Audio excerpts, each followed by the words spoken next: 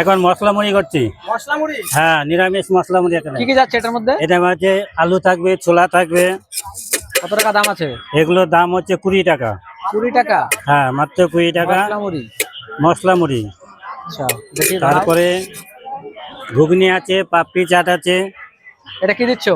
এটা সর্ষের তেল। এটা দিলে কি হয়? এটা সর্ষের তেল দিলে মুড়ির মশলাটা ভালো মিক্সচার হবে। আচ্ছা, টেস্ট হয় ভালো? টেস্ট হবে ভালো। এটা বাহ, মশলাটা গায়ে লাগবে, টেস্টটা হবে।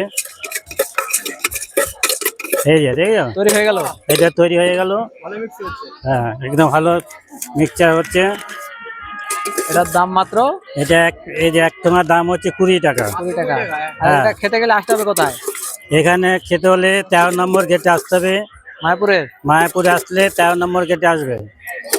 এই যে তাহলে এটা নাও কাকা, কখন থেকে শুরু হয় এটা? আমি 4টে থেকে বসি রাত 9টা পর্যন্ত।